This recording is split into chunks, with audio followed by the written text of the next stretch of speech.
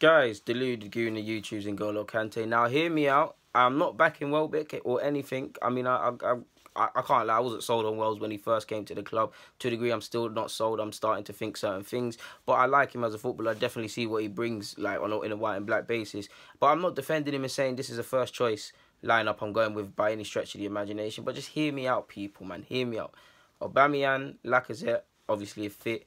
I'm Danny Welbeck. Now, why I say this, now, say what you want about Wells. The man can't finish, and at 27 years of age, if you can't finish, you're probably not going to be able to ever be able to finish. You'd like to think he's 27 within the next 3 to 5 years, based on the fact that he'd be, what, my mass is dead, but 32, you'd learn to be clinical. Personally, I'm a bit pessimistic in them regards. I mean, he's 27. If you're not clinical and calm in front of goal, you never be. I mean, yeah, you never do it. He's got 5 in 20 this year. He hasn't been fully fit, so we'll give him. We have to give him a little oblige. And I've been a bit harsh on him looking back. I looked at his minutes. He hasn't played that many minutes of recent months, I believe. And I say that term lightly because he's been injured, so he's a bit rusty.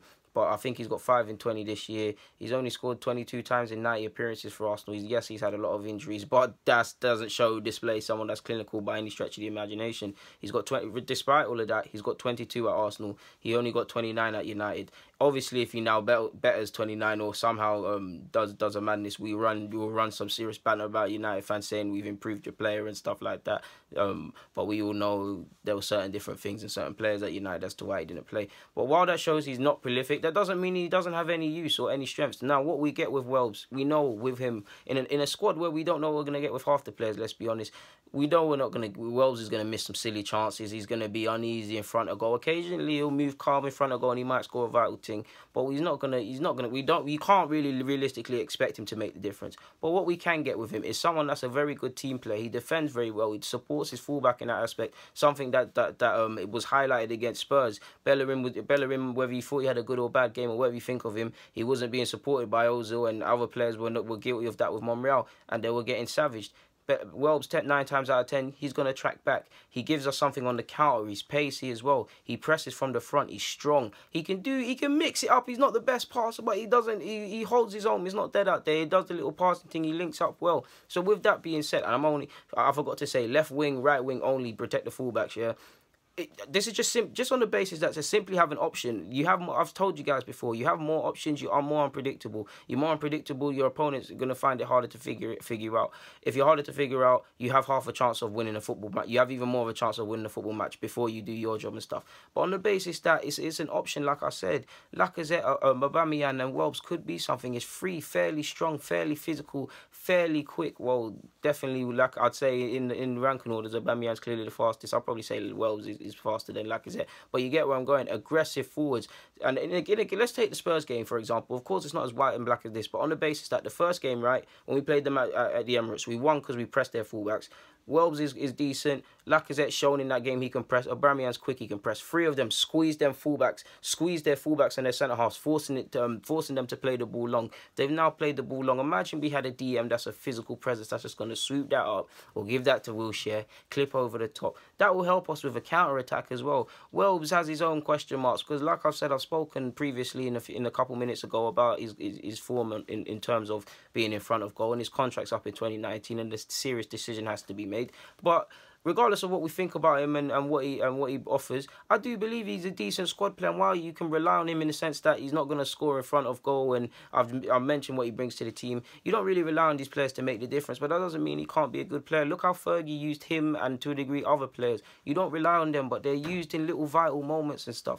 Just because he's not clinical in front of goal definitely means he doesn't have any use for the club, if that makes sense, if I made sense there. So like I said, he's going to do his defensive work. You kind of know what you're getting in that aspect with Welbs. He's going to be quite an unpleasant watch, no disrespect to Welbs, but you know what you're getting. So surely that could be an option. For instance, we can't play against City. We have no chance of beating City 9 if we played them 5 times. Hopefully we do our thing on Sunday. I need to remember we're playing them on Sunday. We do our thing. But on the basis of this, we have no chance of really mashing them tactically. But at least if we could press, be aggressive on the counter, shut down the options, try and force them to play long and force them to, not even, don't get hung up on me saying play long, force them to make decisions quicker. Maybe that will make them make more mistakes. If they make more mistakes, don't we have more of a chance of winning? Or am I chatting nonsense there? Come on, I know haters that even troll in the comments can't not agree with that. You get what I'm saying? Like I said, it wouldn't be my first choice front three by any stretch of the imagination. And I'm not defending mediocrity at this club by any stretch of the imagination. But I'll be lying to you guys if I said I wouldn't consider that as a front three, at least as an option. And I'm not saying it's a definite. But yeah, I even told you guys I would have considered Giroud as well. Like I said, man, there's a lot wrong at this club and there's a lot we need to do. Stability at the back, just defensive mindset, the way we set out defending both from the front and defensively and actual in defence. Just how we look at defensively, defensive responsibility at this club needs a whole revamp. We know there's a lot of things. We know in front of goal, we've made about the sign of Aubayemang and Mkhitaryan's coming, but we know we need to be more efficient in front of goal, as Wenger would say it. There's a lot wrong with the club, but specifically to this, yeah, man.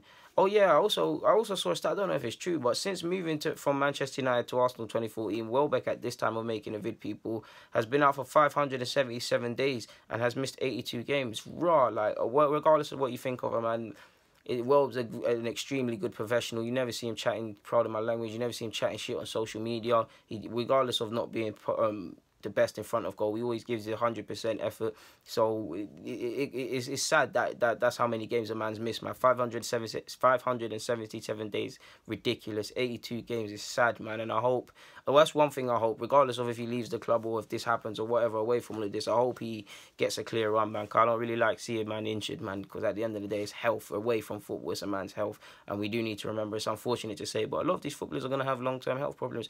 Everyday fitness tests, rushing back from injury, high challenges and stuff. Some are not going to have kneecaps. Some are going to have no cartilage in their knee. There's some honest man that are plumbers and that got no cartilage. So these man, they're playing all these mad sports. They're not going to have no cartilage in their knee and bare things like that.